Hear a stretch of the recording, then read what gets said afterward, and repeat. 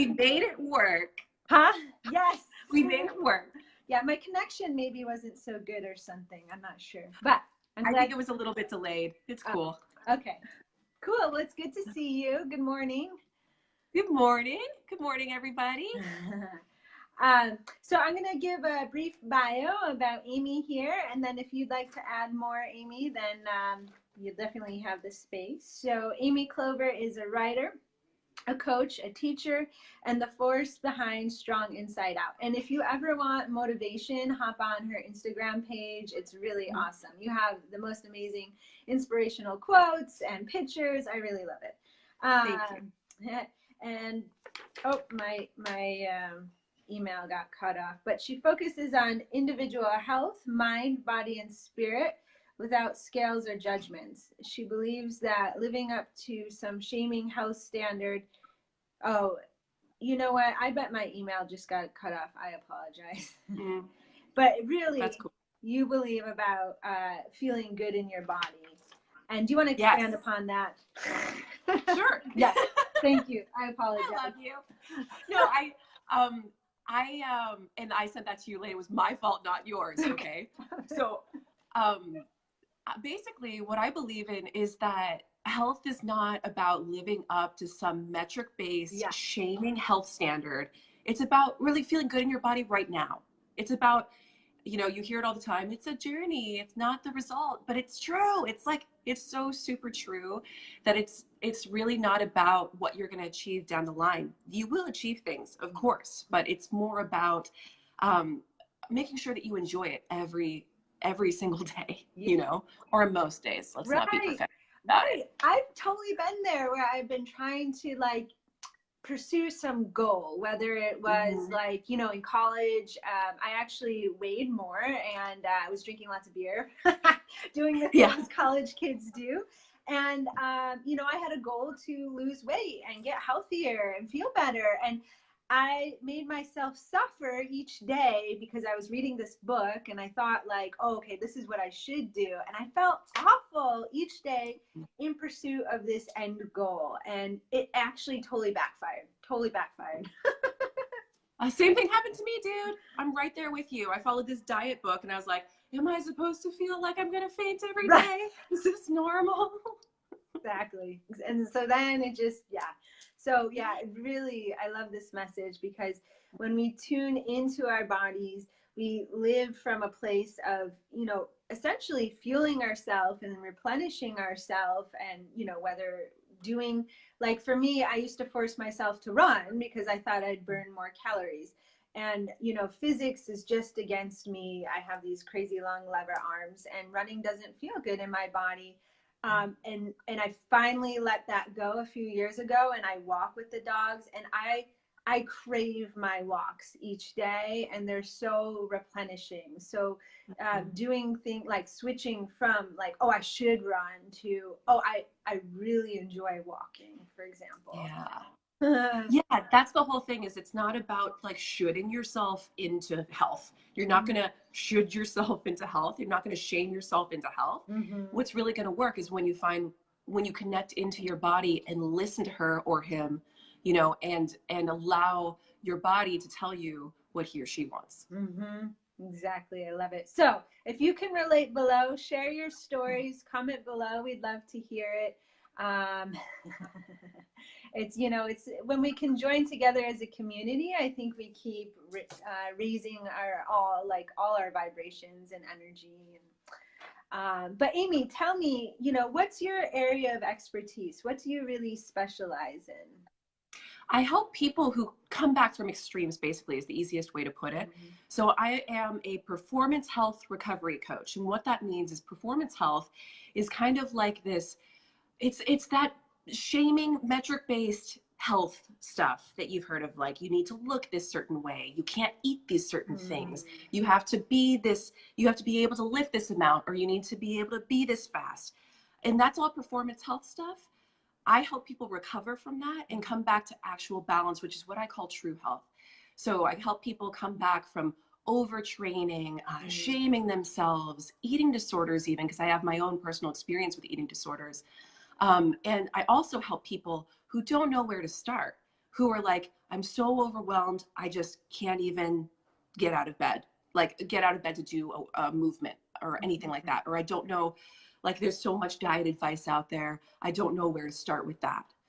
So I help people either in the very beginning stages or coming back from those extreme stages. I love that. Yeah, because I see a lot of patients in the clinic and they think they're doing good for their body, like going to all these yoga classes or Orange Theory, doing these crazy like strengthening routines, which are great for some people in a certain amount of frequency, but sometimes people overdo and they're like creating this inflammatory response and then they feel awful, so sore and tired all the time, Yeah. and never recovering. So just like shifting the mindset that yes, you can still do this stuff, it's really great, we just have to work on the volume that's your body can handle, really. Yeah. And also how much you're pushing yourself, because it's in performance health. It's really normal that you'll hear like, just push harder. Like, doesn't matter if your body's breaking down, just push harder. And you know, it's like, that's not necessarily the most healthy thing to do. Like if your body's breaking down, it's probably saying maybe don't push harder. So I think finding that healthy balance, also being able to validate your own self-worth instead of looking for it outside in external places like Orange Theory teachers, or, I mean, I'm not saying Orange Theory is bad. It's really great for some people. Some people love it and some people's bodies do great with it. But some teachers that are just going to be like, go, go, go, go, go, don't listen to your body stuff, is the confidence really has to come from within. And yeah, like Jorge just said, I like my CrossFit, which is great. CrossFit is so great for a lot of people. It's just when people latch on to like, I need to do this thing that I'm not yet ready to do. That's a little bit dangerous and unhealthy. Like 500 times do the thing. Yeah. Right. But we've all been there. I've totally been there in my own yoga practice, or even like strength training. Like when I returned back to strength training, I was like, oh, I need to do these heavy weights and these complex things, totally threw my body out of alignment. And I paid for it for like a couple of weeks in my neck, you know, and I was like, oh, lesson learned there. That doesn't work for me. For someone else, it's great. That's what they need, right? So it's really having the confidence to listen to your body. Love it. So what's the biggest impact tip that you really give your clients? It's probably just to start where you are, which goes along with what we were just saying, is that you don't have to start all the way over here where performance health is saying you need to be. You know, you don't need to start where you need to be. Need to, should, all of that kind of stuff. But like just starting with like a little bit more than what you're doing could be super duper helpful, even if that's a minute, you know, like 1 minute is more than you were doing yesterday. So just like asking, really checking in with yourself, and I call this a willingness check, where you just check in with yourself and say, what am I willing to do? And you do that by gauging your own resistance levels. Like, does it feel icky for me to commit to this amount of work? Like a lot of my clients come to me and they're like, yeah, I just can't start running, but I really want to run. And I'm like, okay, well, when's the last time you ran? How long did you run? They're like, an hour. I'm like, that's why.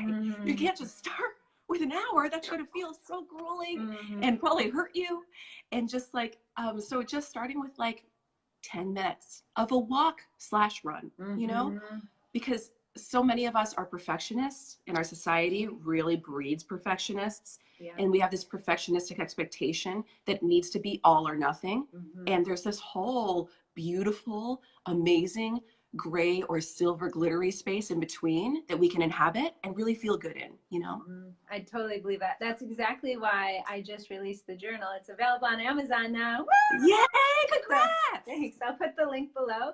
But it is, because same thing, I get a lot of patients, like they're finally feeling better in their SI joint or their back, for example, and they want to get back to running, and they'll go from like nothing because they were healing to the hour, and then they flare themselves up, right? So the journal, the purpose is to like track the milestones. So they feel like, oh, okay, today I maybe did 5 minutes, but you know, 2 weeks down the road, they're doing maybe 20 minutes. And if they have a place where they can really see the progress, then it helps to keep you on track instead of being like, you know, 3 months later, I'm not at an hour yet and giving up completely, you know? Yeah, I love that. And tracking your wins is such a great way Exactly. to build confidence and acknowledge your own capabilities as well. I love that. Yeah, thank you. What does wellness mean to you specifically? Oh, it's really transitioned. I think a lot over the last few years, especially as I've come into this place of kind of like um F the authority when it comes to health, you know.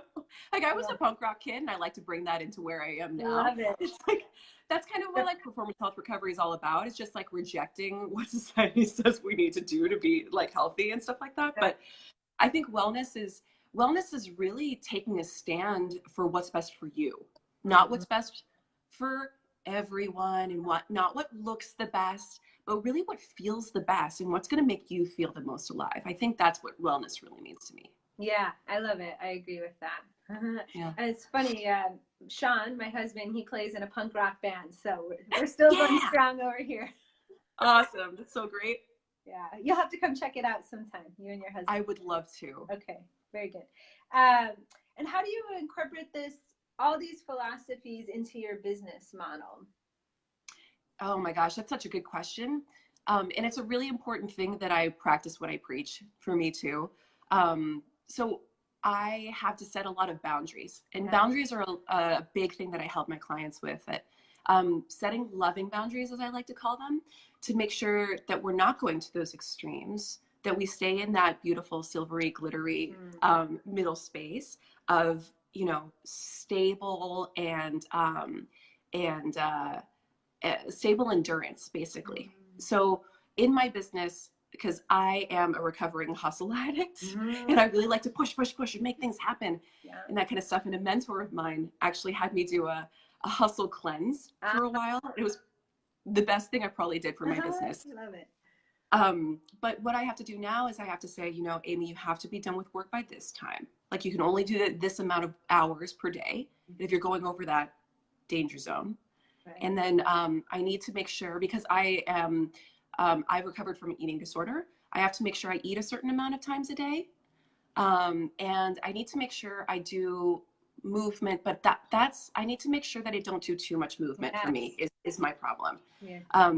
So I need to really like put loving boundaries around that, like having a rest day at least every 2 days that I work out, or maybe 3, depending on how I'm feeling, you know? Mm-hmm. Yeah. Oh, so many names that I haven't seen in so long. It's so good to see you guys. Yeah, comment below if you can relate to any of this, because we're all working through it. Like, and sometimes the boundaries shift just depending on like a change in life, or maybe you are like for me when I was healing